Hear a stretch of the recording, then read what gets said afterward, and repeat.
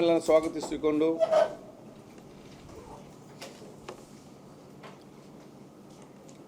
ರಾಜ್ಯದ ವಿಧಾನಸಭೆಯ ಸಚಿವಾಲಯದ ವತಿಯಿಂದ ಪ್ರಪ್ರಥಮ ಬಾರಿಗೆ ವಿಧಾನಸೌಧದ ಬೆಂಗಳೂರು ವಿಧಾನಸೌಧದ ಆವರಣದ ಒಳಗಡೆ ಕಾಂಪೌಂಡ್ ಒಳಗಡೆ ಫಸ್ಟ್ ಟೈಮ್ ಬುಕ್ ಫೆಸ್ಟಿವಲ್ ಮತ್ತು literature festival literature festival along with food and cultural festival ನಾವಿವತ್ತು ಹಮ್ಮಿಕೊಂಡಿದ್ದೇವೆ. ಎಲ್ಲವೂ ಕೂಡ ಎನಿಸಿದ ರೀತಿ ನಡೆದರೆ ಇದೇ ಫೆಬ್ರವರಿ 27ರಿಂದ 27 ಇಂದ 3ನೇ ತಾರೀಕುವರೆಗೂ ಕೂಡ ಇದು ನಡೆಯಲಿಕ್ಕಿದೆ. ಇದರಲ್ಲಿ ಇದು ಯಾಕೆಂತ ಹೇಳಿದರೆ ಸಾಹಿತಿಗಳನ್ನು ಮತ್ತು ಬರಹಗಾರರು ಯಾರಿದ್ದಾರ ಮತ್ತು ಈ ಹೆಚ್ಚು ಕಲಿತಂಥ ವಿದ್ವಾಂಸರನ್ನು ನಾವು ಅವರನ್ನು ವಿಧಾನಸೌಧ ಹತ್ತಿರ ಇಟ್ಕೊಳ್ಬೇಕು. ಅವ್ರನ್ನ ವಿಧಾನಸೌಧ ದೂರ ಇಟ್ಕೊಳ್ಳಿಕ್ಕೆ ಆಗಲದೆ. ಅವರು ಕೂಡ ಇವತ್ತು ಬೇಕು ಪ್ರಜಾಪ್ರಭುತ್ವ ವ್ಯವಸ್ಥೆಯಲ್ಲಿ. ಇದರಲ್ಲಿ ಸುಮಾರು 150ಕ್ಕಿಂತ ಅಧಿಕ ಸ್ಟಾಲ್ಸ್ಗಳು ಇವತ್ತು ನಾವಲ್ಲಿ ಬುಕ್ ಎಕ್ಸಿಬಿಷನ್ ಅಲ್ಲಿ ಪ್ರೈವೇಟ್ ಸ್ಟಾಲ್, ಗೌರ್ಮೆಂಟ್ ಸ್ಟಾಲ್ ಮತ್ತು ಇವರೆಲ್ಲೂ ಕೂಡ ಅವಕಾಶ ಇದೆ. 80% ಕನ್ನಡ ಮತ್ತು 20% ಅದರ್ ಲ್ಯಾಂಗ್ವೇಜ್ಗೆ ಅವಕಾಶ ಮಾಡಿ ಕೊಡ್ತೇವೆ. ಇನ್ನು ಅದರ ಜೊತೆಯಲ್ಲಿ ಯಾರಿಗಾದರೂ ಬರೆದಂಥ ಪುಸ್ತಕ ಬಿಡುಗಡೆ ಮಾಡಲಿಕ್ಕೆ ಬೇಕು ಅಂಥ ಬರಹಗಾರರಿಗೆ ಒಂದು ವೇದಿಕೆ ನಿರ್ಮಿಸಿ ಪುಸ್ತಕ ಬಿಡುಗಡೆ ಮಾಡಿಸಿಕೊಳ್ಳುವಂಥ ಕೂಡ ಅವಕಾಶ. ಎರಡನೇದು ಸಾಹಿತ್ಯಕ್ಕೆ ಸಂಬಂಧಪಟ್ಟಾಗೆ ಬೇರೆ ಬೇರೆ ಲಿಟ್ರೇಚರ್ ಮತ್ತು ಬೇರೆ ಬೇರೆ ಸಾಹಿತ್ಯಗಳ ಕುರಿತು ಆ ಚರ್ಚೆ ಮಾಡಲಿಕ್ಕೆ ಬೇಕಾಗಿ ಕೂಡ ಇವತ್ತು ನಾವು 2 ಸಪ್ರೇಟ್ ಸ್ಥಳವನ್ನು ನಾವು ಕೂಡ ನಿಗದಿಪಡಿಸ್ತೇವೆ.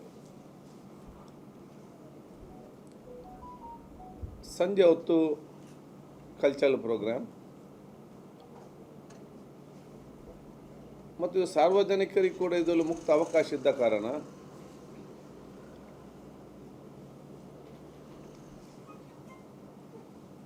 ಫುಡ್ ಕೋರ್ಟ್ ಮತ್ತು ಫುಡ್ ಫೆಸ್ಟಿವಲ್ ಕೂಡ ಒಂದು ನಾವು ಹಮ್ಮಿಕೊಂಡಿರುತ್ತೇವೆ.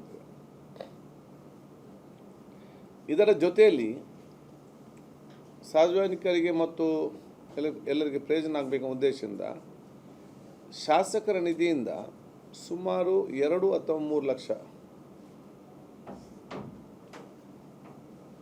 ಒಳಪಟ್ಟಂತಹ ಪುಸ್ತಕಗಳನ್ನು ಪರ್ಚೇಸ್ ಮಾಡಲಿಕ್ಕೆ ಆಯಾಯ ಕ್ಷೇತ್ರ ಶಾಸಕರಿಗೆ ಅವಕಾಶ ಮಾಡಿಕೊಡಲಾಗುವುದು. ಶಾಸಕರು ತಾವು ಖರೀದಿಸುವಂಥ ಪುಸ್ತಕವನ್ನು ಅವರವರ ಕ್ಷೇತ್ರದ ಸರ್ಕಾರಿ ಶಾಲೆ, ಕಾಲೇಜ್ ಮತ್ತು ಸರ್ಕಾರಿ ಲೈಬ್ರರಿಗೆ ಒದಗಿಸಬಹುದು.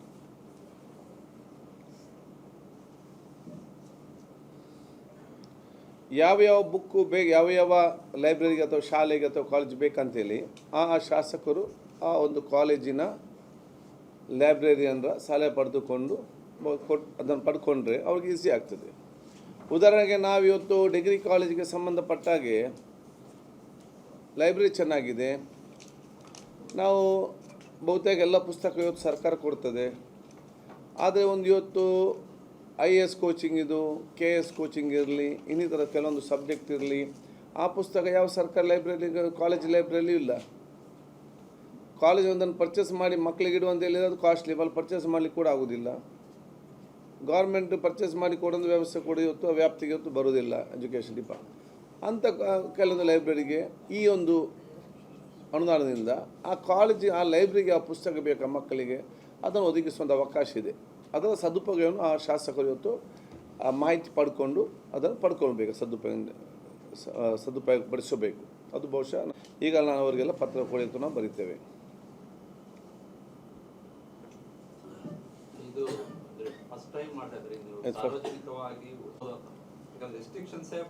ಇಲ್ಲ, ನೋ ರಿಸ್ಟ್ರಿಕ್ಷನ್ಸ್. ಸಾರ್ವಜನಿಕರೆಲ್ಲ ಅಲ್ಲ, ಎಂಟ್ರಿಗೆ ನಾವು ರಿಸ್ಟ್ರಿಕ್ಷನ್ಸ್ ಇರುವುದಿಲ್ಲ. ಈಗ ವಿಧಾನಸೌಧ ಬಿಲ್ಡಿಂಗ್ ಇದೆಯಲ್ಲ, ಅದೇ ಬಿಲ್ಡಿಂಗ್ನ ಕಾರ್ನರ್ ಬಿಲ್ಡಿಂಗ್ ಎಡ್ಜ್ ಇದೆಯಲ್ಲ ರೌಂಡ್ ಸ್ಟಾಲ್ಸ್ ಬರ್ತದೆ. Corridor sir. ಕಾರಿಡಾರ್ ಅಲ್ಲ, ಕೆಳಗಡೆ ಹೊರಗಡೆ ಗ್ರೌಂಡ್ ಫ್ಲೋರ್ ಅಲ್ಲ, ಹೊರಗಡೆ ನಮ್ಮ ಎಡ್ಜ್ ಬರ್ತದಲ್ಲ. ಹಾಂ, ಮೇನ್ ಗೇಟ್ ಅಂದರೆ ಈ ವಿಧಾನಸೌಧ ಸುತ್ತ ಬರುತ್ತೆ ಸ್ಟಾಲ್ಸ್.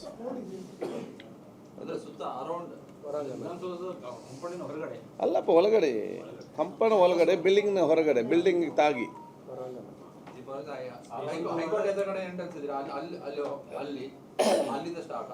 ಹೌದು, ಇಲ್ಲಿ ಒಂದು round shape it will come. ನಮಗೆ 2 ಕೋಟಿ ಶಾಸಕ ನಿಧಿ ಕೊಡ್ತಾರಲ್ಲ ಅದರಲ್ಲಿ 2 ಇಲ್ಲ ಇಲ್ಲ. ಈಗ ಅದಕ್ಕೆ ಈಗ ಪ್ರೊವಿಷನ್ ಇಲ್ಲ ಬುಕ್ ತಗೊಳ್ಳಿಕ್ಕೆ. ಇದಕ್ಕೆ will make a special provision for this year.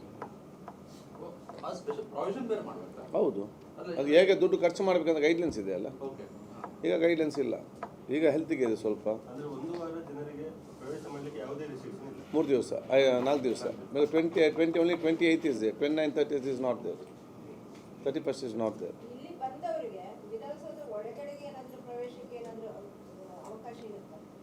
ಅಲ್ಲ, ಅಗತ್ಯ ಬಂದ ವಿದ್ದ ಪಾಸ್ ನಾವು ಕೊಡ್ತೇವೆ. ನಮ್ಮದು ಒಳಗಡೆ ಎಲ್ಲ ಬಂದು ನೋಡ್ಬೇಕಂತಲೇ ನಾವೆಲ್ಲನೂ ಕರೆಯೋದು. ಇಲ್ಲ, ಮುಕ್ತ.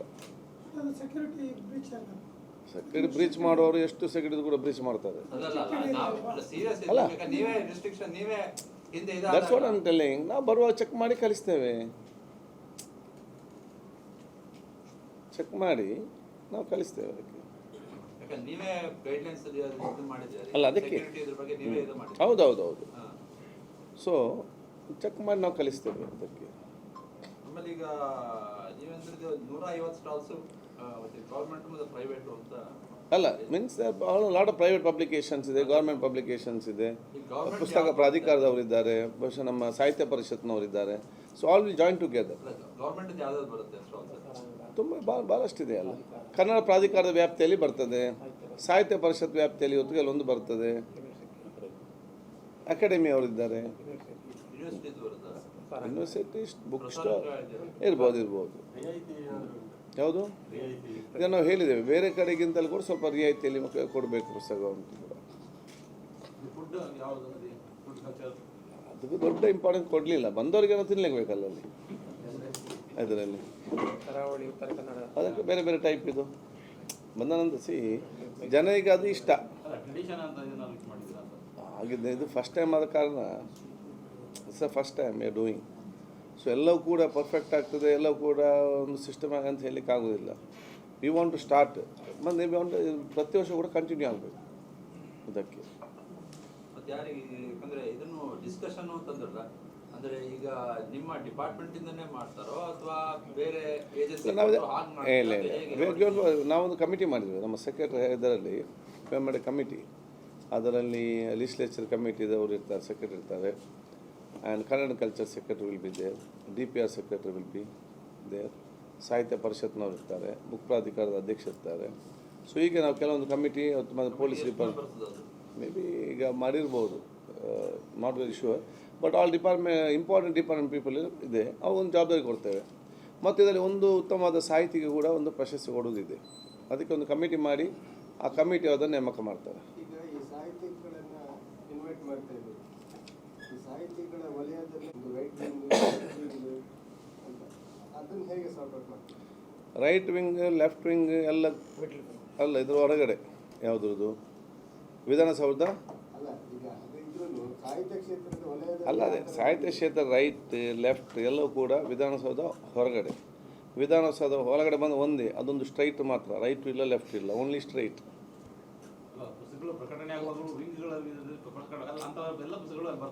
ಈಗ ಕೆಲವು ಲಿಟ್ಲಿಸ್ಟ್ಗಳು ಮಾಡುವಾಗ ಅವರು ಕೆಲವು ಆ ದೃಷ್ಟಿಕೋನ ಇಟ್ಕೊಂಡೇ ಮಾಡ್ತಾರೆ.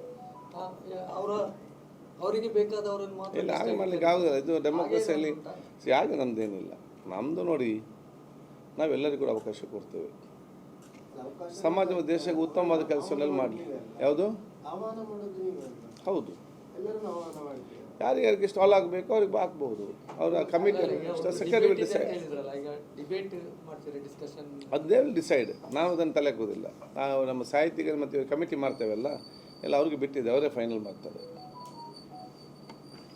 ಯಾವ ವಿಷಯದ ಬಗ್ಗೆ ಚರ್ಚೆ ಆಗಬೇಕು, ಅದ್ರ ಬಗ್ಗೆ ಎಲ್ಲ ಅವರೇ ನಮ್ಮದು we are giving only A space mean considering them they are also part of our ಇದು ಡೆಮೋಕ್ರಸಿ ಸಿಸ್ಟಮ್ ಮತ್ತು ನಮ್ಮ ಒಂದು ವಿಧಾನಸೌಧದ ಒಂದು ಭಾಗ ನೆನೆಸಿಕೊಂಡು ಅದನ್ನು ಸದುಪಯೋಗ ಮಾಡುವಂಥ ಜವಾಬ್ದಾರಿ ಅದು ಅವರವರಿಗೆ. ಚೆನ್ನಾಗಿ ಆಗಿದ್ದರೆ ಅದು ಚೆನ್ನಾಗಿ ಕಂಟಿನ್ಯೂ ಆಗ್ತದೆ, ಇನ್ನು ಭವಿಷ್ಯ ಸಹಾಯ ಆಗೋದು ಮತ್ತೇನು ಮಾಡ್ತಾರೆ ಮುಂದಕ್ಕೆ. ಈ ಒಂದು ಲಿಟ್ ಫೆಸ್ಟಿಗೆ ನಮ್ಮ ಶಾಸಕರೆಲ್ಲ ಭಾಗವಹಿಸಲೇಬೇಕು ಅಂತ ಏನಾದರೂ ಸನ್ಮಾನ ಮಾಡಿಸ್ತಾರೆ? ಅಲ್ಲ, ಕಡ್ಡಾಯವಾಗಿ ಅಂತ ಈ ದೇಶದಲ್ಲಿ ಕಡ್ಡಾಯವಂತ ಆದೇಶ ಮಾಡಲಿಕ್ಕೆ ಆಗೋದಿಲ್ಲ. ಅದಕ್ಕಾಗಿ ಅಲ್ಲ ನಾವು 3 ಲಕ್ಷ ಅವಕಾಶ ಮಾಡಿ ಕೊಡೋದು ಅವರಿಗೆ. ಇದರಲ್ಲಿ ಬಂದೇ ಬರ್ತಾರೆ, ಬರೆದ್ರೆ ಕೇಳ್ತಾರೆ ನಿಮ್ಗೆ ಅವಕಾಶ ಇದ್ದಾಗ ಯಾಕೆ ನೀವು ಹೋಗಿ ತಗೊಳ್ಳಿಲ್ಲ ಅಂತೇಳಿ. ಕಡ್ಡಾಯವಾಗಿ ಭಾಗವಹಿಸಲೇಬೇಕು ಅಂತ ಏನಾದರೂ ಸನ್ಮಾನ? ಇಲ್ಲ, ಅದಕ್ಕೆ ನಾನು ಬೇರೆ ಐಡಿಯಾ ಮಾಡಿದ್ದೇನೆ. ಅದಕ್ಕೆ ಸೆಷನ್ ಸ್ಟಾರ್ಟ್ ಆಗಿ 3 ದಿವಸ, 3ಗೆ ಅವತ್ತೊಂದು ದಿವಸ ಇಟ್ಟಿದ್ದೇನೆ. ಆಗ ಅದಕ್ಕೆ ಬಂದು ಇದಕ್ಕೆ ಬರಲೇಬೇಕು ಅಲ್ಲ. First day of the session and that's the closing day of this one. ಅಂದ್ರೆ ಎಷ್ಟು ಮೆಂಬರ್ಸ್ ಇರುತ್ತೆ ಅಂದ್ರೆ ಇದೆಲ್ಲ ಹೆಡೆಡ್ ಬೈ ಯುವರ್ ನಿಮ್ಮ ಸೆಕ್ರೆಟರಿ. ಅಲ್ಲ ನಿಮ್ಮ ಸೆಕ್ರೆಟರಿ ಅಂತಂದ್ರೆ ನಿಮ್ಮ office secretary. Yes, list secretary.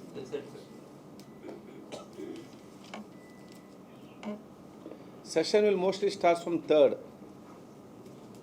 and the government will declare it, and 7th may be the budget.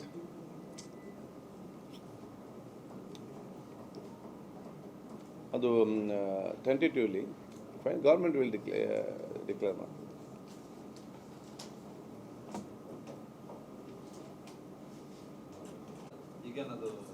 ನಾವು ಅದಕ್ಕೊಂದು ಲೋಗೋಕ್ಕೆ ವಿ ಹ್ಯಾವ್ ಕಾಲ್ಡ್ ಫಾರ್ ಇದು ಲೋಗೋ ಮತ್ತು ಹೆಸರಿಗೆ ಸಂಬಂಧಪಟ್ಟ ಹಾಗೆ ಪಬ್ಲಿಕ್ಕಿಂದ ನಾವು ಕೇಳಿದ್ದೇವೆ. ಅದಕ್ಕೊಂದು ಪ್ರಶಸ್ತಿ ಕೂಡ ಇಟ್ಟಿದ್ದೇವೆ. ಕರ್ನಾಟಕ ವಿಧಾನಸಭಾ ಲೆಜಿಸ್ಲೇಚರ್ ಇದಕ್ಕೆ ಇಮೇಲ್ಗೆ ಅಥವಾ ವಾಟ್ಸಪ್ಪಲ್ಲಿ ನಮ್ಮ ಆಫೀಸ್ ನಂಬರ್ ಕಳಿಸಿದರೆ ವಿ ವಿಲ್ ಸಿಲೆಕ್ಟ್ ಮತ್ತು ಅದನ್ನು ನಾವು ಅವರಿಗೆ ಪ್ರಶಸ್ತಿ ಕೊಡ್ತೇವೆ. ಆ ಲೋಗೋ ಮಾಡಿದವರಿಗೆ ಹೆಸರು ಯಾವುದು ಅದು ಹೇಳಿಲ್ಲ, ಲಾಸ್ಟಿಗೆ ಕೊಡುವ ಗೊತ್ತಾಗಬೇಕು. ಈಗ ಯಾವುದು ಕೊಡ್ತೇನೆ ನಮ್ಮ ಲೆಜಿಸ್ಲೇಚರ್. ಒಂದು ನನ್ನ PS ಮಹೇಶ್ಗೆ ಒಂದು ನಂಬರ್. ಯಾವುದಕ್ಕೆ? ಅಲ್ಲ, ಫಸ್ಟ್ ಅವಕಾಶ ನಮಗೆ, ಫಸ್ಟ್ ಅವಕಾಶ ನಮಗೆ. ಮತ್ತು ನೀವು ಅರ್ಜಿ ಕೊಡಬೇಕು ಫಸ್ಟಿಗೆ. ಇದು ನಾನಿದ್ದೇನೆ ಸುಮ್ಮನೆ 4 ಮಂದಿ ಜನ ಇರಲಿಕ್ಕಿಲ್ಲ, ಸ್ಟಾಲೆಲ್ಲ ಹೋಗಿಬಿಡ್ತದೆ ಇದರಲ್ಲಿ. But that will be interesting. ಅದು ಕಮಿಟಿ ವಿಲ್ ಡಿಸೈಡ್. ನಮ್ಮ ಉದ್ದೇಶ ಏನಿದೆ, ಫಸ್ಟ್ ಟೈಮ್ ಸ್ವಲ್ಪ ಚೆನ್ನಾಗಿ ಅಂದರೆ ಸಿಸ್ಟಮ್ಯಾಟಿಕ್ ಮಾಡಬೇಕು. ದೆನ್ ಎವ್ರಿ ಯಾರೇ ಸ್ಪೀಕರ್ ಆಗಿರಲಿ they should continue it. Headed by the secretary. ನಮ್ಮ ನಮಗೆ 4 ಡಿಪಾರ್ಟ್ಮೆಂಟ್, ಒಂದು ಕಲ್ಚರಲ್ ಬರ್ತದೆ, ಫುಡ್ಡಿದು ಬರ್ತದೆ, DPR ಬರ್ತದೆ, police. This 4 Kannada culture, DPR for the facilities, police department for the security, and this one ಸಾಹಿತಿಗಳ this one. Hello,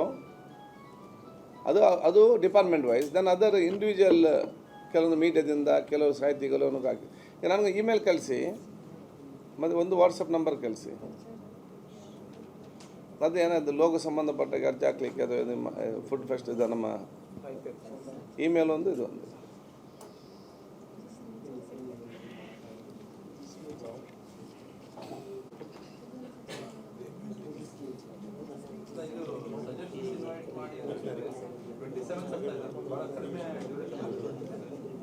We already started the process long time back, 1 month back only. ನನಗೆ budget ಮುಂಚೆದನ್ನು ನಮ್ಮ session start ಆಗಿ ಮುಂಚೆ finish ಮಾಡಬೇಕು. ಇಲ್ಲಾಂದರೆ next again it will go 2-3 months late ಆಗ್ತದೆ. ಮತ್ತು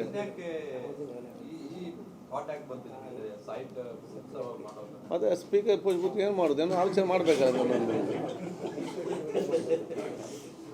ಈಗ ಸಾಹಿತಿಗಳಿಗೆ ಒಬ್ಬರಿಗೆ ಅವಾರ್ಡ್ ಕೊಡೋದಾ ಹೇಗೆ? ಅದು ಎಷ್ಟು ಅಲ್ಲ, ಅದೇ will decide. Honorary will give.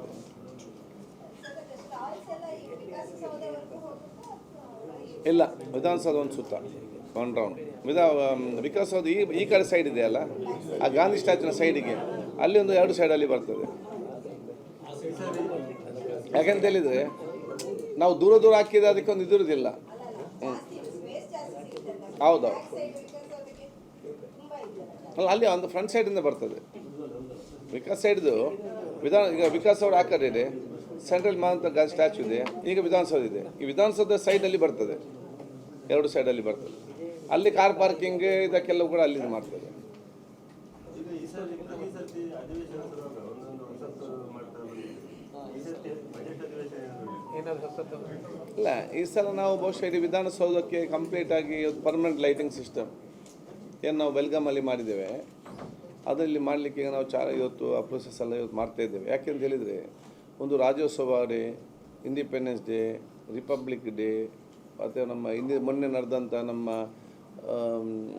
ತಾಯಿ ಭುವನೇಶ್ವರ ಸ್ಟ್ಯಾಚ್ಯೂ ಉದ್ಘಾಟನೆ, ಅದೇ ಅವತ್ತು ಬರೀ ಒಂದು ಟೆಂಪರ್ ಲೈಟಿಂಗ್ ಆಗಬೇಕಾದ್ರೂ ಕೂಡ ಎಷ್ಟೋ ಲಕ್ಷಾಂತರ ರೂಪಾಯಿ ಖರ್ಚಾಗ್ತದೆ. ಸೊ ನಾನು ಮೊನ್ನೆ ಮುಖ್ಯಮಂತ್ರಿ ಜೊತೆ ಮೊನ್ನೆ ಚರ್ಚೆ ಮಾಡಿದ್ದೇನೆ, ಫೈನಾನ್ಸ್ ಜೊತೆ. ನಾವು ಪ್ರತಿ ವರ್ಷಕ್ಕೆ ಇಷ್ಟು ಕೋಟಿ ಅದನ್ನು ಖರ್ಚು ಮಾಡೋ ಬದಲು 4-5 ಸಲ ಹಾಕಿ ಒಮ್ಮೆಲೆ ಹಾಕಿದರೆ ಮೇಂಟೆನೆನ್ಸ್ 5-7 ಇಯರ್ಸ್ ಗ್ಯಾರಂಟಿ ಅವರಿಗೆ ಜವಾಬ್ದಾರಿ ಅವರು ಅಂತ ಹೇಳಿದರೆ, ನಮಗೆ ಎವ್ರಿ ಸ್ಯಾಟರ್ಡೆ ಸಂಡೇ ಇದನ್ನು ನಮಗೆ ಅದನ್ನು we can give the lights every Saturday. Function ಬೇಕು, ಯಾವ ಉತ್ತಮವಾದ ದಿನ ಅದು ಏನು ಪ್ರೋಗ್ರಾಮ್ ಇದು ಕೂಡ ನಮಗೆ ಅವತ್ತು ಅದನ್ನು ಲೈಟನ್ನು ಹೊತ್ತಿಸುವಂಥ ಅವಕಾಶ ಆಗ್ತದೆ ಅಂತೇಳಿ. So government has agreed, tender call for ಆಗಿದೆ, ಆದಷ್ಟು ಬೇಗಂದ್ರೆ ಆಗ್ಬೋದು ಒಂದು. ಮತ್ತು ನಾವು ಮೇಲೆ ಏನು ರೋಡು ಡೋರ್ ಏನು ಮಾಡಿದ್ದೇವೆ ಅದನ್ನು ಬಹುಶಃ ಎಂಟ್ರೆನ್ಸ್ ಮೇನ್ ಡೋರ್ ಏನಿದೆ ಅದು ಕೂಡ ಕೆಲಸ ಆದಷ್ಟು ಬೇಗ ಪ್ರಾರಂಭ ಆಗ್ತದೆ. ಒಳಗಡೆಗೆ ಹೊಸ ಗ್ರಿಲ್ ಇತ್ತಲ್ಲ ಹೊರಗಡೆ ಮತ್ತು ಮೇಲೆ ನಾವು ಚೇಂಜ್ ಮಾಡಿದ್ದೆವು ಲಾಸ್ಟ್ ಟೈಮ್. ಅದೇ ಟೈಪ್ ಇದು ಕಾವ್ಡ್ ಡೋರನ್ನು ನಾವು ಮೇನ್ ಎಂಟ್ರೆನ್ಸ್ಗೆ ಮಾಡಿಸ್ಬೇಕಂತೇಳಿ. ಮತ್ತು ವಿಶೇಷ ಅಂತ ಹೇಳಿದರೆ ನಮಗೆ ನಾಯಿಗಳ ಅವಲಿ ಭಾಳ ಜಾಸ್ತಿ ಇದು. ಪರ ಇರೋರು ಇದ್ದಾರೆ, ವಿರೋಧ ಇದ್ದವರು ಕೂಡ ಇದ್ದಾರೆ. ಅದಕ್ಕಾಗಿ ಒಂದು ಮೀಟಿಂಗ್ ಕರೆದಿದ್ದಾನೆ ಈಗ ಇದರೊಂದು ಸಮಸ್ಯೆ ಬಗೆಹರಿಸಲಿಕ್ಕೆ. ಬಟ್ ಅಲ್ಲಿ ನಮ್ಮ ಕಾಂಪೌಂಡ್ ಒಳಗಡೆ ಇರುವಂಥ ಭಾಳಷ್ಟು ಸಮಯದಿಂದ that is they thing is they territory. ನಾವು ನಮ್ಗಿಂತ ಜಾಸ್ತಿ ಅದಕ್ಕೆ ಪವರ್ ಇದೆ ಈಗ ಅಲ್ಲಿ. ಹೌದು, ಅದೇನು ಹೇಳಿದಲ್ಲ. ಅದಕ್ಕೆ ನನಗೆ MLAಗಳನ್ನ ಹೊರಗೆ ಹಾಕ್ಬೋದು, ಇವರನ್ನ ಹೊರಗೆ ಹಾಕ್ಲಿಕ್ಕೆ ಆಗೋದು ಭಾಳ ಕಷ್ಟದ ಪರಿಸ್ಥಿತಿಯಲ್ಲಿದ್ದೇನೆ ನಾನೀಗ. ಅದಕ್ಕೆ ನಾನೀಗ ಚೀಫ್ ಸೆಕ್ರೆಟ್ರಿ ಮತ್ತು ಈ ಪೆಟ್ ನಮ್ಮ ಪ್ರಾಣಿದ ಆದ ಕಮಿಟಿ ಮತ್ತು ನಾವೆಲ್ಲ ಇದಕ್ಕೆ ಒಂದು ಮೀಟಿಂಗ್ ಏನೋದು ಇದೊಂದು ಅಂದರೆ ಯಾವ ರೀತಿ ಅದನ್ನು ನಾವು ಅದಕ್ಕೆ ಕೂಡ ಒಂದು ಅನ್ಯಾಯ ನೋವಾಗಬಾರ್ದು. ಅಲ್ಲಿ ಬೆಳಿಗ್ಗೆ ವಾಕಿಂಗ್ ಬರುವವರೆಗೆ ಅಥವಾ ಬರುವಂಥ ಇದು ಕೆಲವೊಮ್ಮೆ ನಾವು ಅಷ್ಟೇ ಚೆನ್ನಾಗಿ ಮಾಡಿರ್ತೇವೆ ಕಾರ್ಪೆಟೆಲ್ಲ, ಇದು ನಾವು ಒಳಗಡೆ ಇಡೀ ಸುತ್ತಾಡ್ತಾ ಇಡೀ ಬಹುಶಃ ಕೆಲವೊಂದು ವಿಷಯ ಇದಾಗ್ತದೆ. ಕೆಲವು ಬಂದಾಗ ಮಕ್ಕಳು ಇಲ್ಲ ಟ್ಯಾಕ್ ಈ ಬೆಳಿಗ್ಗೆ ಕೆಲವು ಜನ ಕಂಪ್ಲೇಂಟ್ ಹೆದರ್ತಾರೆ ಕೆಲವರು. ಅದರಲ್ಲಿ ಮಿಕ್ಸ್ಡ್ ಒಪಿನಿಯನ್ ಇದೆ. ಕೆಲವರು ನಮ್ಗೆ ಹೆದರಿಕೆ ಆಗ್ತದೆ ಅಂತ ಹೇಳ್ತಾರೆ, ಕೆಲವು ಹೇಳ್ತಾರೆ ಇವನೇನು ಹೆದರಿಕೆ ಆಗ್ತದೆ, ಏನು ಮಾಡೋದಿಲ್ಲ ಅಷ್ಟು ಚೆನ್ನಾಗಿದೆ ನಮ್ಮ ಜನ ಅಂತೆಲ್ಲ. ಆ ರೀತಿ ಒಬ್ಬೊಂದು ಒಪಿನಿಯನ್ ಇದೆ. ಸೊ ಒಂದು ಅಮಿಕೇಬಲ್ ಆಗಿ ಅದನ್ನು ಚೆನ್ನಾಗಿ ಹೇಗೆ ಯೂಸ್ ಮಾಡ್ಬೋದು ಒಂದೊಂದು ಅವರಿಗೆ ಸಪ್ರೇಟ್, ನಮ್ಮ ಪ್ಲೇನ್ ಅದಕ್ಕೆ ಸಪ್ರೇಟ್ ಒಂದು ಜಾಗ ಕೊಟ್ಟು ಅಲ್ಲಿ ಅದನ್ನು ಹೇಗೆ ಮೇಂಟೆನೆನ್ಸ್ ಒಬ್ಬರಿಗೆ ಕೊಟ್ಟು ಅದೆಲ್ಲ ನಾನು MLA ನನಗೆ ಶಿಫ್ಟ್ ಮಾಡ್ಬೋದು, ಇದನ್ನು ಶಿಫ್ಟ್ ಮಾಡಲಿಕ್ಕೆ ಆಗೋದಿಲ್ಲ ಅಂತ ಪರಿಸ್ಥಿತಿಯಲ್ಲಿ ಇದೆ ನಾನು. ಇಲ್ಲ ಶಿಫ್ಟ್ ಮಾಡೋದಿಲ್ಲ. ಬಟ್ ಅದು 24 ಗಂಟೆ ಅದು ಒಳಗಡೆ ತಿರುಗ್ತಾ ಇರೋದು ಕಾರ್ಪೆಟನ್ನೆಲ್ಲ ಅದಕ್ಕೆ ಗೊತ್ತಿಲ್ಲ. ಅದನ್ನು ನಾವು ದೂರಿ ಸುಕ್ಕಿಲ್ಲ. We can't blame the animals, ಅದೇ ಗೊತ್ತಿರೋದಿಲ್ಲ. ಅದು ಇದು ಮಾಡುವೇನು ಕೆಲವೊಮ್ಮೆ ಅರ್ಧ ಬಿಡ್ತಾ ಇರ್ತದೆ ಅಥವಾ ಕೆಲವೊಮ್ಮೆ ಅಲ್ಲಿ ಒಳಗಿರ್ತದೆ. ಅದು ಜನ ಪಬ್ಲಿಕ್ಸ್ VIPs ಎಲ್ಲ ಬರುವಾಗ ಸುತ್ತ ಇದು ಕೂಡ ಒಂದು ಆ ಕಡೆ ಈ ಕಡೆ ನಿರಷ್ಟೇಗೆ ಓಡಾಡ್ತಿರ್ತದೆ. ಇದೆಲ್ಲ ಕೂಡ ಒಂದು ಇಲ್ಲ ಸೋಷಿಯಲ್ ಪ್ರಾಬ್ಲಮ್ ಇದೆ ಇದರಲ್ಲಿ. ಯಾವುದು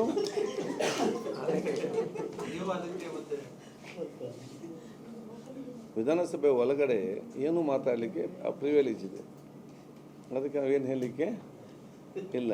it's a privilege and right of the representatives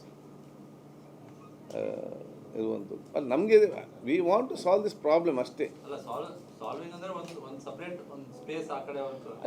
ಅಲ್ಲ ಒಂದು space then some amount should be there to manage it. ಅಲ್ಲ ಪ್ರಾಬ್ಲಮ್ ಏನಿದೆ ಮ್ಯಾನೇಜ್ ಮಾಡಬೇಕು. ಅದೇ ಟೈಮಲ್ಲಿ ಬಿಡಬೇಕು, ಅದೇ ಟೈಮಲ್ಲಿ ಅದಕ್ಕೆ ಊಟ ಹಾಕಬೇಕು, ಅದನ್ನು ಸ್ವಲ್ಪ ಚೆನ್ನಾಗಿ ನೋಡಬೇಕಲ್ಲ. ಒಟ್ಟಿಗೆ ಇಡೀ ರಾಜ್ಯದ ನಾಯಿಗಳ ಬಗ್ಗೆ ಯಾವುದು ತುಂಬ ಕಡೆ ಸಮಸ್ಯೆ ಆಗ್ತದೆ. ಅದಕ್ಕೆ ತುಂಬ ಸ್ಪೀಕರ್ ಅಲ್ಲಿದ್ದಾರೆ. ಯಾವುದು ನಾನು ಇದು ಹೋಗ್ಬೋದು, ಇಲ್ಲಿ ಫುಡ್ ಫೆಸ್ಟಿವಲಿಗೆ ಬುಕ್ ಫೆಸ್ಟಿವಲ್ ಹೋಗ್ಬೋದು. ಯಾವುದು ಅಲ್ಲ ಅವರನ್ನು ಕರಿತೇವೆ, ವಿ ಆರ್ ಕಾಲಿಂಗ್ ದೇಮ್. ನಮಗೆ ಅವರನ್ನು ಕಾನ್ಫಿಡೆನ್ಸ್ಗೆ ತಗೊಂಡು ನಮ್ಮ ಕೆಲವೊಂದು ವಿಚಾರಗಳು ಹೀಗಿದೆ, ಇದಕ್ಕೆ ಹೇಗೆ ನಾವು ಲೀಗಲಿ ಅದಕ್ಕೆ with the rights how we can solve this problem. ಅಂದ್ರೆ ಅಧಿವೇಶನ ಮೊದಲು ಇದೆಲ್ಲ ಆಗ್ತದೆ. ಅದಕ್ಕೆ ನಾಲ್ಕು ಮೀಟಿಂಗ್ ಇದೆ ಅಲ್ಲ, ಆಸ್ ಸೂನ್ ಆಸ್ ಪಾಸಿಬಲ್. ಉನ್ನತ ಮಟ್ಟದ ಸಭೆ.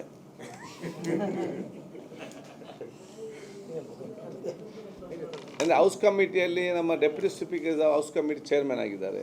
ಹೌಸ್ ಕಮಿಟಿ ಚೇರ್ಮನಲ್ಲಿ ಇದರ ಬಗ್ಗೆ ಕೆಲವೊಂದು ವಿಚಾರಗಳು, ಶಾಸಕರ ಕಂಪ್ಲೇಂಟ್ ಅದೆಲ್ಲ ಕೂಡ ಇತ್ತು ಇದರಲ್ಲಿ. ಮತ್ತು ಇದು ಮಿಕ್ಸ್ಡ್ ಒಪಿನಿಯನ್ ಇದೆ. ಅದಕ್ಕಾಗಿ ಲೆಟ್ ಸಾಲ್ವ್ ದಿ ಪ್ರಾಬ್ಲಮ್. 2 ಸಾವಿರದ ಅಭಿಪ್ರಾಯ ಪರ ಮತ್ತು ವಿರೋಧಿ ಇರುವಂಥ ಎಲ್ಲ ವಿಚಾರಗಳು ನಾವು ತಗೊಂಡಿದ್ದೇವೆ. ಅದನ್ನು ಕೂತ್ಕೊಂಡು ಸಮರ್ಪಕ ರೀತಿ ಅದಕ್ಕೊಂದು ಪರಿಹಾರವನ್ನು ಕಾಣ್ತೇವೆ. ಈಗ ನೋಡಿ, ನಾನೇ ಆಹಾರ ಸಚಿವನಾಗಿದ್ದೆ. ಆಗ ನಾನೊಂದು ರೂಲ್ಸೇ ಮಾಡಿದ್ದೆ. ಇದು ಆವಾಗ ಕಾಲದಲ್ಲಿ ಆದಂಥ ಸರ್ವೆ 1970 ಆವಾಗ ಮನೆಗಳು ಕಡಿಮೆ ಒಂದು ಏರಿಯಾದಲ್ಲಿ, ಈಗ ಅಲ್ಲಿ ಮನೆಗಳು ಜಾಸ್ತಿ ಆಗಿದೆ. ಈಗ ಒಬ್ಬರಿಗೆ ನಾವು ಕೊಡೋದು ಯಾಕೆ ಅಂತೇಳಿ ಅವರಿಗೆ ನಾವು ಉಚಿತವಾದಿ ನಾವು ಇವತ್ತು ಅಕ್ಕಿ ಕೊಡ್ತಾ ಇದ್ದೇವೆ. ನಾವು 3 ಕಿಲೋಮೀಟರ್ 4 ಕಿಲೋಮೀಟರ್ ದೂರ ಇಟ್ಟರೆ ಅವನಿಗೆ ರಿಕ್ಷಾಕ್ಕೆ ಅಷ್ಟು ಚಾರ್ಜ್ ಆಗ್ತದೆ, ತಗೊಂಡು ಹೋಗಿ ಬರುವುದೇ ಚಾರ್ಜ್ ಆಗ್ತದೆ. ನಾನು ಆಹಾರ ಸಚಿವನಾದ ಏನೊಂದು ಪಾಲಿಸಿ ಮಾಡಿಬಿಟ್ಟಿದ್ದೇನೆ. 500 BPL ಕಾರ್ಡ್ ಇದ್ದರೆ ಅಂದರೆ ಅವನಿಗೆ ನಾವು 100 ಕಾರ್ಡಿಗೆ ಮಾಡಿದ್ವಿ, ಅವನು ಲಾಸ್ ಆಗ್ತಾನೆ ಇಲ್ಲಿ ಅಂಗಡಿಯವನು. ಸೊ 500 ಒಂದು ಮ್ಯಾಕ್ಸಿಮಮ್ ಅವನಿಗೆ BPL ಕಾರ್ಡ್. ಆ ಒಂದು ಫಾರ್ ಎಕ್ಸಾಂಪಲ್ ಒಂದು ಕಡೆ 4,000 ಮನೆ ಇದೆ. 4,000 ಮನೆಗೆ ಒಂದೇ ಕಾರ್ಡ್, ಒಂದೇ ಶಾಪ್.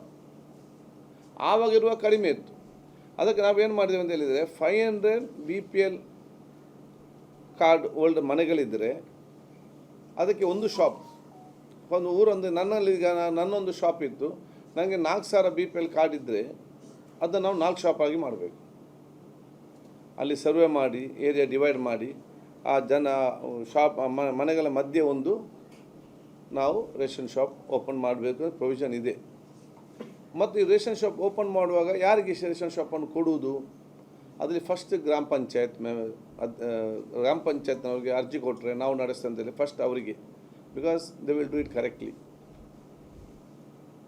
ಅಂದರೆ ಅವ್ರು ಗ್ರಾಮ ಪಂಚಾಯತ್ ವಹಿಸ್ತಾರೆ, ಯಾರ್ದು ಸ್ಟಾಫ್ ಇಟ್ಕೊಳ್ತಾರೆ. ಅಷ್ಟು ಅವರಿಗೆ ಇನ್ಕಮ್ 15-20 ಸಾವಿರ ರೂಪಾಯಿ ಬರ್ತದೆ ಕಮಿಷನ್, 15,000 ಮಿನಿಮಮ್ ಯಾವುದು ಒಂದು ಶಾಪಿಂದ. ಅವರಿಗೊಂದು ಸ್ಟಾಫ್ ಪಂಚಾಯತ್ಲಿ ಇಟ್ಟರೆ 1 ವೀಕ್ ಮಾತ್ರ ಕೆಲಸ ಇರೋದು, rest 25 other days they can use them for other work of the gram panchayat. ಅದು ಪ್ಯಾಕ್ ಸೊಸೈಟಿ ಅವರಿಗೆ, because they are very near to the ಸೊಸೈಟೀಸನ್ನು ಕೊಡೋದು, very near to the public ಅಂತೇಳಿ ಎಲ್ಲ ವಿಲೇಜ್ ಲೆವೆಲಲ್ಲಿ. ಅದರ ನಂತರ ವಿಡೋ, ಅದರ ನಂತರ ಅಂಗವಿಕಲರಿಗೆ, then we gave self help group, retired soldiers. ಈಗ ಸುಮಾರು 12 ಜನರಿಗೆ ಅದನ್ನು ನಾವು ಕ್ರೈಟೀರಿಯಾ ಪ್ರಕಾರವಾಗಿ ನಾವು ಅವಕಾಶ ಮಾಡಿ ಕೊಟ್ಟಿದ್ದೇವೆ. ಇದನ್ನು ಸಮರ್ಪಕವಾಗಿ ಸರ್ವೆ ಮಾಡಿ ಹೊಸ ಶಾಪನ್ನು ಪ್ರಾರಂಭ ಮಾಡೋ ಜವಾಬ್ದಾರಿ ಅದು ಇಲಾಖೆಯ ಅಲ್ಲಿಯ ಫುಡ್ ಇನ್ಸ್ಪೆಕ್ಟರ್ ಮತ್ತು ಅಲ್ಲಿ ಸ್ಥಳೀಯ ಮಟ್ಟದ ಗ್ರಾಮ ಪಂಚಾಯತ್ನ ಜವಾಬ್ದಾರಿ. ಅಲ್ಲ, ಅವ್ರವ್ರು ಮಾಡಬೇಕು. ಈಗ ನಮ್ಮಲ್ಲಿ ಏನಿತ್ತು ಅಂತ ಹೇಳಿದರೆ 1,500ಗೆ ಒಂದೇ ಶಾಪ್ ಇತ್ತು. ಇಲ್ಲಿ ಸೋಮೇಶ್ವರದವ್ರು ಉಳ್ಳಾಲಕ್ಕೆ ಬರಬೇಕಿತ್ತು. ಅದನ್ನು ನಾವು ಇವತ್ತು ಡಿವೈಡ್ ಮಾಡಿ ನಾವು ಅಲ್ಲಿ ಸೋಮೇಶ್ವರ ಕುಂಪಳದಲ್ಲಿ ನಾವು ಅದನ್ನು ಪ್ರೊವಿಷನ್ ಕೊಟ್ಟು ಸೊಸೈಟಿ ಅವರಿಗೆ ಅದನ್ನು ಇವತ್ತು ನಡೆಸಲಿಕ್ಕೆ ಅವಕಾಶ ಮಾಡಿ ಕೊಟ್ಟಿದ್ದೇವೆ. ನಾನು ಹೇಳುವಂಥದ್ದು ಬರೀ ನಮ್ಮಲ್ಲಿ ಒಬ್ಬರು ನಾವು ಮಾತ್ರ ಅಲ್ಲ, ಎಲ್ಲ ಗ್ರಾಮ ಪಂಚಾಯತ್ನ ಜವಾಬ್ದಾರಿ ವಹಿಸ್ಕೊಳ್ಬೇಕು.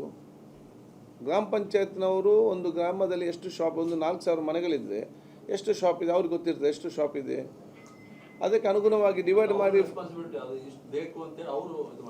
ಒಂದು ಗ್ರಾಮದ ಜನರಿಗೆ ಸರ್ಕಾರದ ಸವಲತ್ತುಗಳನ್ನು ಮುಟ್ಟಿಸೋ ಜವಾಬ್ದಾರಿ ಅವ್ರದ್ದು, ಗ್ರಾಮ ಪಂಚಾಯತಿ ಅವ್ರದ್ದು. ಸೊ ಒಂದು ಗ್ರಾಮದಲ್ಲಿ ಎಷ್ಟು ಶಾಪ್ ಇದೆ ಅಂತ ಯಾರಿಗೆ ಗೊತ್ತಾಗ್ತದೆ, ಅವ್ರಿಗೆ ಗೊತ್ತಿರೋದು. ಎಷ್ಟು ಜನಸಂಖ್ಯೆ, ಎಷ್ಟು BPL ಕಾರ್ಡ್ ಇದೆ ಅವ್ರಿಗೆ ಗೊತ್ತು, ಎಷ್ಟು ದೂರ ಹೋಗಬೇಕಾದ್ರೆ ಅವ್ರಿಗೆ ಗೊತ್ತಿರೋದಲ್ಲ. ನಮ್ಮಲ್ಲಿ ಇಷ್ಟು BPL ಕಾರ್ಡ್ ಇದೆ, ಇದನ್ನು ಇಷ್ಟು ಶಾಪ್, ನಮಗೆ ಎಷ್ಟು ಶಾಪ್ ಅವ್ರಿಗೆ ಕೇಳಿದ ಪ್ರೋಸೆಸ್ ವಿಲ್ ಸ್ಟಾರ್ಟ್. ಅದು ಮತ್ತೆ ಜನರಿಗೆ ಪ್ರಯೋಜನ ಆಗ್ತದೆ. ಅದಕ್ಕಾಗಿ ಭಾಳ ಸಮಯದ ನಂತರ ಹೊಸ ಶಾಪ್ ಇದೆಲ್ಲ ಸರ್ವೆ ಮಾಡಿಕೊಂಡು ಮಾಡುವಂಥ ಅಲ್ಲ, ಅದು ಇನಾಗ್ರೇಷನ್ ಫಂಕ್ಷನ್ ಹಾಕಿದ್ದಾರೆ ಅಂತೇಳಿ.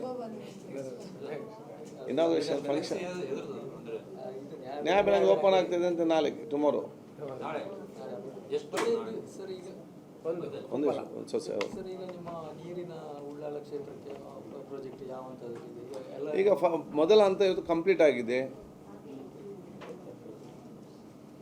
ಇದರಲ್ಲಿ ಅದು ಯಾವ ಸ್ಕೀಮ್ ನಿಮ್ಮ ನನ್ನ ಸ್ಕೀಮೇ ಅಲ್ಲ ಈ ಜಲ್ ಜೀವನ್ ಅಲ್ಲ ಕರ್ನಾಟಕ. ಇದು ಫಸ್ಟ್ ನಾನು ಅರ್ಬನ್ ಡೆವಲಪ್ ಮಿನಿಸ್ಟರ್ ಆಗಿದ್ದಾಗ ಕರ್ನಾಟಕ ಅರ್ಬನ್ ವಾಟರ್ ಸಪ್ಲೈ ಮುಖಾಂತರ ನಾನು ನಗರ ಸಚಿವನಾಗಿದ್ದೆ. ಅದಕ್ಕೆ ಇದು 3 ಹಂತದ ಪ್ರಾಜೆಕ್ಟ್. ಒಂದು ನಮ್ಮ ನೇತ್ರಾವತಿ ನದಿಯಿಂದ, ಯಾಕೆ ಮುಂಚೆ ನಾವು ಉಳ್ಳಾಲಕ್ಕೆ ಈ ಕಡೆಯಿಂದ ಇತ್ತು, ಮಂಗಳೂರು ನನ್ನ ತಂದೆ 2001 ಸ್ಟಾರ್ಟ್ ಮಾಡಿದರು. ತುಂಬೆಯಿಂದ ಪಡೀಲ್ಗೆ ಬಂದು ಪಡೀಲಲ್ಲಿ ಟ್ರೀಟ್ಮೆಂಟ್ ಪ್ಲ್ಯಾಂಟ್ ಆಗಿ ಅಲ್ಲಿಂದ ಒಂದು ಲೈನ್ ಕಾರ್ಪೊರೇಷನ್ ಕಡೆ ಹೋಗ್ತದೆ, ಇನ್ನೊಂದು ಕಡೆ ನೇತ್ರಾವತಿ ಬ್ರಿಡ್ಜ್ ಆಗಿ ನಮ್ಮ ಕಡೆಗೆ ಇವತ್ತು ಬರ್ತದೆ. ನಮಗೆ ಇದರ ಒಂದು ನಂಬರ್ ಸಮಸ್ಯೆ ಏನು, ಯಾವಾಗ ನಾವು ಮತ್ತು ನಾವು ನೀರು ಇಷ್ಟು ಬಿಟ್ಟದಕ್ಕೆ ನಾವು ನಗರಸಭೆ ಅದಕ್ಕೆ ದುಡ್ಡು ಕಟ್ಟಬೇಕು. ಇಲ್ಲಿ ಪ್ರಾಕ್ಟಿಕಲ್ ಪ್ರಾಬ್ಲಮ್ ಏನು, ನೀರು ಇಲ್ಲಿಗೆ ಶಾರ್ಟೇಜ್ ಬರುವಾಗ ಇವರಲ್ಲಿ ನೀರು ಬಿಡೋದಿಲ್ಲ, ನಾವು ಆಗ ಹೋಗಿ ನಾವೋಗಿ ತಿರ್ರಿಸಬೇಕಾಗ್ತದೆ ಗಲಾಟೆ ಮಾಡಿಕೊಂಡು. ಎಲ್ಲಿ ಈ ಪಾಟೀಲ ಇಂಜಿನಿಯರ್ ಇರಲಿ ಅವರು ಕಾರ್ಪೊರೇಷನ್ನವರು, ಇಲ್ಲಿ ನೀರು ಬರೋದಿಲ್ಲ ಅಂತೇಳಿ ನಾವು ದುಡ್ಡು ಕೇಳಲಿಕ್ಕೆ ಜನರ ಹೋದ್ರೆ ನಮಗೆ ನೀರೇ ಕೊಡು ನಿಮಗೆ ಅಂತ ದುಡ್ಡು ಕೊಡ್ದು ಅವ್ರು ಹೇಳಲಿಕ್ಕೆ ಆಯಿತು. ಇಲ್ಲಿ ನಗರಸಭೆಯವರು ಯಾವ ನಿಮ್ಗೆ ಗೊತ್ತಿದೆ, ಒಂದು ಗೌರ್ಮೆಂಟಿಗೆ ದುಡ್ಡು ಕೊಡಲಿಕ್ಕೆ ಭಯಂಕರ ಉದಾಸೀನ ಎಲ್ಲರಿಗೂ ಕೂಡ. ನಮ್ಮ ಜವಾಬ್ದಾರಿ ಅಂತ ಹೇಳಿ ಅದನ್ನು ಬೇಗ ಬೇಗ ಕಟ್ಟಲಿಕ್ಕೆ ಹೋಗೋದಿಲ್ಲ. ಇಲ್ಲಿ ಕೋಟ್ಯಾಂತರ ರೂಪಾಯಿ ಬಿಲ್ ಪೆಂಡಿಂಗ್ ಆದಾಗ ಇಲ್ಲಿ ಇವರು ಬಂದು ಅದನ್ನು ಸ್ಟಾಪ್ ಮಾಡಿಸೋದು, ಯಾರು ಕಾರ್ಪೊರೇಷನ್. ಈ ರಗಲೇ ಬೇಡ ಅಂತ ಹೇಳಿಕೊಂಡು ನಾನೇ ಅರ್ಬನ್ ಮಿನಿಸ್ಟರ್ ಇದ್ದಾಗ ನೀನು ಶಾಶ್ವತವಾದ ಒಂದು ಆಗಬೇಕಂತೇಳಿ ಅಲ್ಲಿಂದ ನೇತ್ರಾವತಿ ಸಚ್ಪಾದಲ್ಲೇ ಜಾಕ್ವೆಲ್ ಎಲ್ಲ ಮಾಡಿ ಫಸ್ಟ್ ವರ್ಕ್ ಇಸ್ ಅಲ್ಲಿ ಜಾಕ್ವೆಲ್ ನೇರವಾಗಿ ಆ ಪೈಪ್ ದೊಡ್ಡ ಮಟ್ಟದ ಪೈಪ್ ಲೈನ್ ಟ್ರೀಟ್ಮೆಂಟ್ ಪ್ಲ್ಯಾನ್ ಕೊಣಾಜೆಯಲ್ಲಿ ಅಲ್ಲಿ ಕಂಪ್ಲೀಟ್ ಟ್ರೀಟ್ಮೆಂಟ್ ಪ್ಲ್ಯಾನ್ ಮಾಡಿ ಅಲ್ಲಿಂದ ಮತ್ತೆ ಸ್ಟ್ರೈಟ್ ಪೈಪ್ ಲೈನ್ ದೊಡ್ಡ ಪೈಪ್ ಲೈನ್ ಎಂಟೈರ್ ಎಲ್ಲ ಗ್ರಾಮಗಳಿಗೆ ನಾವು ಮೇನ್ ಪೈಪ್ ಲೈನ್ ಕನೆಕ್ಟ್ ಮಾಡಿದ್ದೇವೆ. That is the first project. Second ಏನಂತ ಹೇಳಿದರೆ, ಎಲ್ಲಿ ಬೇಕು ಅಲ್ಲಿ ಒಂದೊಂದು ಗ್ರಾಮಕ್ಕೆ 1 ಅಥವಾ 2 ದೊಡ್ಡ ಮಟ್ಟದ over tank, 1 or 2 tanks only, ಲಕ್ಷಾಂತರ ಇದರದ್ದು. ಯಾಕೆ ಇದರಿಂದ ನೇರವಾಗಿ ಆ ಟ್ಯಾಂಕಿಗೆ ಹೋಗ್ತದೆ. ಇಲ್ಲಿಂದ ನಾವು ಪೈಪ್ ಲೈನ್ ಹಾಕಿ ಆ ಟ್ಯಾಂಕಿಗೆ ತಗೊಂಡು ಹೋಗ್ತೇವೆ. ಅದು ಒಂದೊಂದು ಗ್ರಾಮಕ್ಕೆ 1 ಅಥವಾ 2 ದೊಡ್ಡ ಮಟ್ಟದ್ದು. ಇಷ್ಟೇ ಡೀಟೇಲ್ಸ್ ಅಲ್ಲಿ ಗಿವ್. ಅಲ್ಲೇನಿದೆ ಅಂತ ಹೇಳಿದರೆ ಮತ್ತು ಅಲ್ಲಿಂದ ನೆಕ್ಸ್ಟ್ ಪೈಪ್ ಕನೆಕ್ಷನ್ ಮಾಡಿ ಹ್ಯಾಬಿಟೇಷನ್ ಇದ್ದ ಪ್ಲೇಸಿಗೆ ಸಣ್ಣ ಸಣ್ಣ ಟ್ಯಾಂಕ್. ಅದು ಲಾಸ್ಟ್ ಟೈಮ್ ಜಲ್ ಜೀವನ್ ನಮಗೆ ಬಂದಾಗ ಅಲ್ಲಿ ನಾವು ಟ್ಯಾಂಕೆಲ್ಲ ನಾವು ಆಲ್ರೆಡಿ ನಾವು ಕಟ್ಟಿಟ್ಟಿದ್ದೇವೆ. ಮತ್ತು ಅಲ್ಲಿಂದ ಮನೆಗೆ ಕನೆಕ್ಷನ್, ಮನೆ ಕನೆಕ್ಷನ್ ಕೂಡ ಬಹುತೇಕ ಇವತ್ತು ಮೊನ್ನೆ ನಮ್ಮ ಜಲ್ ಜೀವನ್ ಇದರಲ್ಲಿ ಮಾಡುವಾಗ ಆಗಿದೆ. ಅದು ಇನ್ನೂ ಕೂಡ ಭಾಳಷ್ಟು ಕನೆಕ್ಷನ್ಸ್ ಇದೆ. ಸೊ ಈ 2-3 ಫಸ್ಟ್ ಹಂತದ ಕೆಲಸ ಮಾಡಿ ಪೂರ್ತಿಗೊಂಡಿದೆ. ಸೆಕೆಂಡ್ ಹಂತದ ಕೆಲಸಕ್ಕೆ ಇವತ್ತು ಸ್ಯಾಂಕ್ಷನ್ ಆಗಿದೆ. ಬಹುಶಃ ನಾವು ಇವತ್ತು ಅದಕ್ಕೆ ಮನೆಯ ಮುಖ್ಯಮಂತ್ರಿ ಬರಬೇಕಂತ ಚಾಲನೆ, ಅದಕ್ಕೆ ಮತ್ತು ಬೇರೆ ಬೇರೆ ಕೆಲಸಗಳಿಗೆ ನಾವು ನಿಗದಿ ಮಾಡಿ ಇಟ್ಟಿದ್ದೇವೆ. ಅದು preliminary work. I think total will come out 500 crores, about 500 crores. How many villages? All village, entire village, entire constituency, not only village, ಇನ್ನು 30 ವರ್ಷ ಹೋದರೂ ಕೂಡ ಎಷ್ಟು ಮನೆಗಳು ಬರ್ತದೆ ಅದಕ್ಕೆ ಸೀಮಿತವಾಗಿ ಆಗಿದೆ. ಫಾರ್ ಎಕ್ಸಾಂಪಲ್ ಉಳ್ಳಾಲದಲ್ಲಿ ನಾವು ADB ಅವತ್ತು ಪೈಪ್ಲೈನ್ 2001 ಹಾಕಿದಾಗ ದ ಪಾಪ್ಯುಲೇಷನ್ ವಾಸ್ ಲೆಸ್. ಅದನ್ನಂತ ಎಷ್ಟೋ ಬಡವಣೆ ಆಯಿತು, ಅದರಿಂದ ಎಷ್ಟೋ ಊರು ಮನೆಗಳಾಯಿತು. ಅದು ಅವತ್ತು ಮಾಡಿದ ಈಗ ನಾವು ಕಂಪೇರ್ ಮಾಡುವಾಗ ಅದಕ್ಕಾಗಿ ಮತ್ತೆ ನಾವು ಅದಕ್ಕೆ 100 ಚಿಲ್ಲರೆ ಕೋಟಿ ಸ್ಯಾಂಕ್ಷನ್ ಮಾಡಿ ಎಲ್ಲಿಗೆಲ್ಲ ಪೈಪ್ ಇಲ್ಲ, ಎಲ್ಲಿಗೆಲ್ಲ ಟ್ಯಾಂಕ್ ಇಲ್ಲ, ಅದೆಲ್ಲ ಕೆಲಸಗಳು ಇವತ್ತು ನಾವು ಅದನ್ನು ಸ್ಟಾರ್ಟ್ ಮಾಡಿಸಿದ್ದೇವೆ. ಒಟ್ಟಾರೆಯಾಗಿ ಎಂಟೈರ್ ಕುಡಿಯೋ ನೀರಿನ ಪ್ರಾಜೆಕ್ಟಿಗೆ ಬೇಕಾವೆಲ್ಲ ಅನುದಾನ ಇವತ್ತು ಬಿಡುಗಡೆ ಆಗಿದೆ. ಟ್ರೀಟ್ಮೆಂಟ್ ಆಗಿ ಉಳ್ಳಾಲ ಟ್ಯಾಂಕಿಗೆ ಒಂದು ಬೀಳ್ತಾ ಇದೆ. ಇದರಲ್ಲಿ ಟ್ರಯಲ್ ರೌಂಡಲ್ಲಿ ಎಲ್ಲ ಮನೆಗಳಿಗೆ ಹೋಗ್ತಾ ಇದೆ ಕೆಲವೊಂದು ಕಡೆ, ಮತ್ತು ಕೆಲವೊಂದು ವಿಲೇಜ್ಗಳಿಗೆ ಕೂಡ ಇವತ್ತು ನಮಗೆ ಕೊಡಲಿಕ್ಕೆ ಈಸಿ ಆಗ್ತದೆ. ಅಲ್ಲ ಅದು ಟ್ಯಾಂಕ್ ಮತ್ತು ಪೈಪ್ ಲೈನ್ ಕನೆಕ್ಷನ್. ಈಗ ಮೇನ್ ಕನೆಕ್ಷನ್ನಿಂದ ಅಲ್ಲಿ ವಾಲ್ ಬಿಟ್ಟಿದ್ದಾರೆ, ಅಲ್ಲಿಂದ ದೇ ಟೇಕ್ ದಿ ವಾಟರ್. ಏನೋ KSRP ಎಲ್ಲ ವಿಲೇಜ್ಗೆ ಒಂದೊಂದು ಮೇನ್ ಪೈಪಿಂದ ಮೇಯ್ನಾಗಿ ಒಂದು ವಾಲ್ ಬಿಟ್ಟಿದ್ದೇವೆ, ಅಲ್ಲಿಂದ ದೇ ಟೇಕ್ ದಿ ಕನೆಕ್ಷನ್ಸ್. ಹಾಗೆ ನಾವು ಎಲ್ಲ ಯೂನಿವರ್ಸಿಟಿಗೆ KSRPಗೆ ಎಲ್ಲರೂ ಕೂಡ ನೀರಿನ ವ್ಯವಸ್ಥೆ ಆಗ್ತದೆ. 1.5 years ಬೇಕು. ತುಂಬೆ ಸೋರ್ಸ್. ಈಗ ಹರಕಳ ಮಾಡಿದ್ರು ಪೂರ್ತಿ ಸ್ಟೋರೇಜಿಗೆ ಎಷ್ಟು ಲ್ಯಾಂಡ್ ಅಕ್ವೈರ್ ಆಗಬೇಕು? ತುಂಬ ಅಲ್ಲ ಸರ್, ತುಂಬೆ ಅಲ್ಲ ಸರ್, ಅದರಿಂದ ಮೇಲೆ ಅಲ್ವಾ? ತುಂಬೆ ನೇತ್ರಾವತಿ ನೇತ್ರಾವತಿ. ತುಂಬೆ ಇದೆ ಅಲ್ಲ ನೇತ್ರಾವತಿ. ತುಂಬೆ ಡ್ಯಾಮ್ ನಿಂದ ಅಲ್ಲ, ಡ್ಯಾಮ್ನಿಂದ ಮೇಲೆ ಬೇರೆ ಒಂದು ಅಲ್ಲ ಅದರಿಂದ ಅಲ್ಲ, ತುಂಬೆ ಡ್ಯಾಮಿಂದ. ಮಂಗಳೂರಿಗೆ ಬರೋ ಹೌದು. ನಮಗೆ ಒಂದೇನಂತ ಹೇಳಿದರೆ, ಈಗ ಇದು ತುಂಬೆ ಡ್ಯಾಮ್ ಆದರೆ ಈ ಕಡೆ ತೆಗುವಲ್ಲ, ಇಲ್ಲಿಗೆ ಸಣ್ಣ ಪೈಪ್ ಕನೆಕ್ಷನ್ ಮಾಡಿದರೆ ನಮ್ಗೆ ಇಲ್ಲಿ ಸಪ್ರೇಟ್ ಪಂಪ್ ಲಿಫ್ಟ್ ಇರಿಗೇಷನ್ ಮಾಡಬೇಕಂತಿಲ್ಲ, ಲಿಫ್ಟ್ ಮಾಡಿ ಪಂಪ್ ಗಿಂಪ್ ಎಲ್ಲ. ಬರೀ ಇಲ್ಲಿಂದ ಇಲ್ಲಿಗೆ ನಾವು ಒಂದು ಪೈಪ್ ಕನೆಕ್ಷನ್ ಕೊಟ್ಟರೆ, ಇದು ಏನಾದರೂ ಇಲ್ಲಿ ಕಡಿಮೆ ಆದರೆ ಇದೊಂದು ಸ್ವಿಚ್ ಹಾಕಿದರೆ ದೇ ಕ್ಯಾನ್ ಯೂಸ್. ಅದು ನಾವು ಮುಂದಿನ ಪ್ರೊವಿಷನ್ ನಾವು ಇಟ್ಕೊಂಡಿದ್ದೇವೆ ಮೇಲೆಗೆ. ಈಗ ನೀವು ಹೇಳ್ತೀರಿ ಕಟ್ಟಿ, ಹೌದು. ಯಾಕೆಂತ ಹೇಳಿದರೆ ನಮಗೆ ನಾವು ಎಷ್ಟೇ ಡೆವಲಪ್ಮೆಂಟ್ ಮಾಡಿದ್ರು ಕೂಡ ನಮಗೆ ನಮ್ಮ ಊರಿನ ರೈತರು ಮತ್ತು ಊರಿನ ಪ್ರದೇಶ ನಮಗೆ ಮುಖ್ಯ. ಅವರನ್ನು ಮುಳುಗಡೆ ಮಾಡಿ ಅವರಿಗೆ ತೊಂದರೆ ಮಾಡಿ ನಮಗೆ ಏನಂತ ಡೆವಲಪ್ಮೆಂಟ್ ನಮಗೆ ಅಗತ್ಯ ಇಲ್ಲ. ಅದಕ್ಕಾಗಿ ಬಹುಶಃ ಇವತ್ತು ಲ್ಯಾಂಡ್ ಎಕ್ವಿಷನ್ ನಾವು ಮಾಡಲಿಕ್ಕೆ ಹೋಗುವುದಿಲ್ಲ. ನಾವು ಲ್ಯಾಂಡ್ ಎಕ್ವಿಷನ್ ಮಾಡಬೇಕಾದ್ರೆ that will cross more than 150 crores. ನೀವು ಲ್ಯಾಂಡ್ ಎಕ್ವಿಷನ್ ಮಾಡೋ ಬದಲು ನೀವು 100 ಕೋಟಿ ಖರ್ಚು ಮಾಡಿದರೆ ನಿಮಗೆ ನೇತ್ರಾವತಿ ಬದಿಯಲ್ಲೇ ರಸ್ತೆ ಮಾಡ್ಬೋದು ಮಣ್ಣಾಕಿ. ಆಗ ಲ್ಯಾಂಡ್ ಉಪಯೋಗ ಆಗ್ತದೆ, ಪಬ್ಲಿಕ್ ರಸ್ತೆ ಕೂಡ ಆಗ್ತದೆ, ಟೂರಿಸಂ ಕೂಡ ಇಂಪ್ರೂವ್ ಆಗ್ತದೆ, ಊರು ಕೂಡ ಡೆವಲಪ್ ಆಗ್ತದೆ.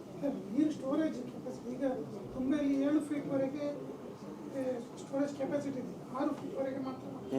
ಇವನ್ ಅರೆಕಳ ಡ್ಯಾಮಲ್ಲೂ ಸ್ಟೋರೇಜ್ ಕೆಪಾಸಿಟಿ ಪೂರ್ತಿ ಬಳಸಲಿಕ್ಕೆ ಆಗ್ತಾ ಇದೆ. ಇನ್ ಫ್ಯೂಚರ್ ಈಗ ಸಮಸ್ಯೆ. ಅದೇ ಫ್ಯೂಚರ್ಗೆ ನಾವು ಲ್ಯಾಂಡ್ ಎಕ್ವಿಷನ್ ಮಾಡಲಿಕ್ಕೆ ಹೋಗೋದಿಲ್ಲ. ನಾವು ನದಿ ಬದಿಯಲ್ಲೇ ರಸ್ತೆ ಮಾಡ್ತೇವೆ. ಮೈ ಪ್ಲ್ಯಾನ್ ನಾನು ಪ್ರಪೋಸಲ್ ಕೊಟ್ಟಿದ್ದೇನೆ.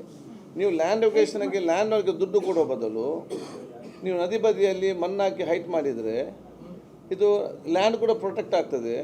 ಈ ದುಡ್ಡಲ್ಲಿ ನಮಗೆ ರೋಡ್ ಕೂಡ ಆಗ್ತದೆ, ನಮಗೆ ಆ್ಯಕ್ಸೆಸ್ ಕೂಡ, ಟೂರಿಸಮ್ ಆ್ಯಕ್ಸೆಸ್ ಕೂಡ ಆಗ್ತದೆ, ಇಡೀ ಊರೇ ಇಂಪ್ರೂವ್ ಆಗ್ತದಲ್ಲ.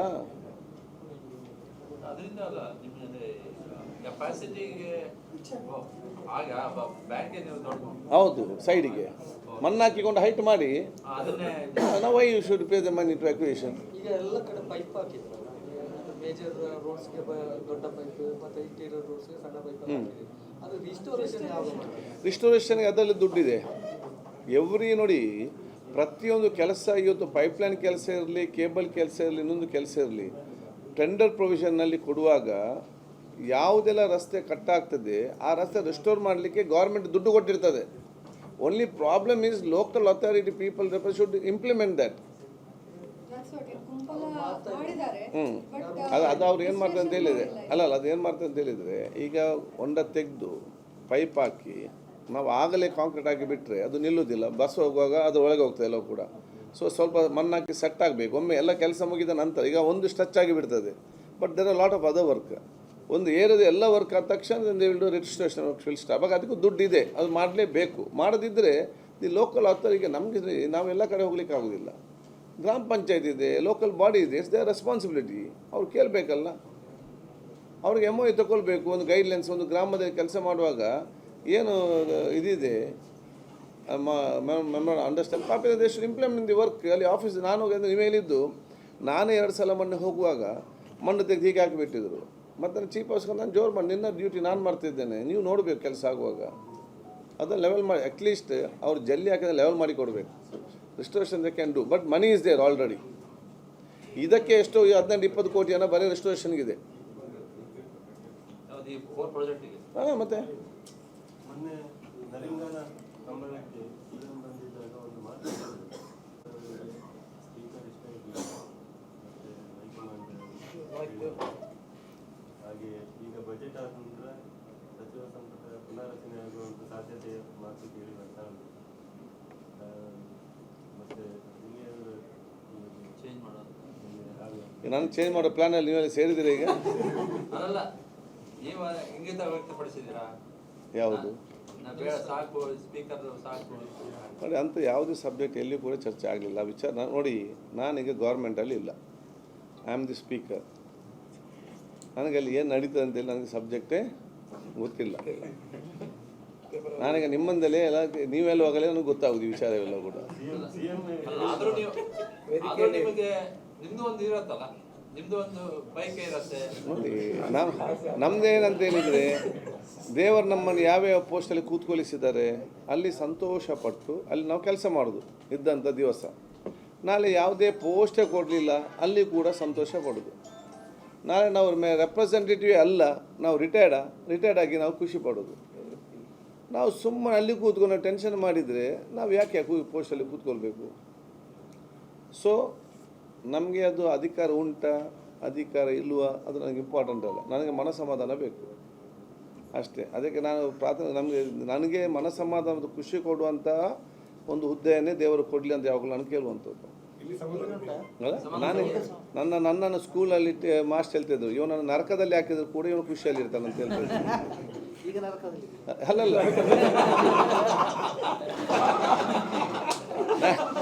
ನಾನು ಹೇಳಿದೆ ಅಲ್ಲ, ನಾನು ಸಣ್ಣ ಪೋಸ್ಟ್ ಇರಲಿ ದೊಡ್ಡ ಪೋಸ್ಟ್ಗೆ ಇರಲಿ, ಇನ್ನು ಪೋಸ್ಟ್ ಇಲ್ಲದಿರಲಿ, ಇನ್ನು ರಾಜ್ಯಕ್ಕಿಂತ ನಿವೃತ್ತಿಯಾಗಿ ನಾನು ದೂರ ಇರಲಿ, ನಾನು ಹೀಗೆ ಇರ್ತೇನೆ, ಖುಷಿಯಿಂದಲೇ ಇರ್ತೇನೆ. ಹಾಂ, ಸಮಾಧಾನದ ಇರಬೇಕು. ಅಲ್ಲದೆ ಯಾಕೆ ನಾವು ಸುಮ್ಮನೆ ಈ ಟೆನ್ಷನ್ ಮಾಡಿ ಯಾಕೆ ಜೀವನ ಮಾಡಬೇಕು? ತಲೆ ಕೆಟ್ಟಿದೆ ನನಗೆ.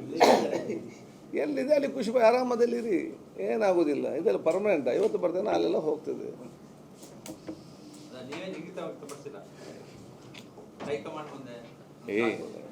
ನಾವು ಆಮ್ ದ ಸ್ಪೀಕರ್, ನನಗೆ ನಾನೇ ಕಮಾಂಡ್ ಈಗ. ಹ್ಞೂ, ಅದರ ಕಮಾಂಡ್. ಸರ್, ಇದು RBSK ಅಂತ ಒಂದು ಸ್ಕೀಮ್ ಇದೆ ಸಂಸ್ಥೆ, ಅದರಲ್ಲಿ ಒಂದು 830 ಜನರಿಗೆ ಆಯುಷ್ನವರನ್ನು ತಗೊಂಡಿದ್ರು. ಹೌದು.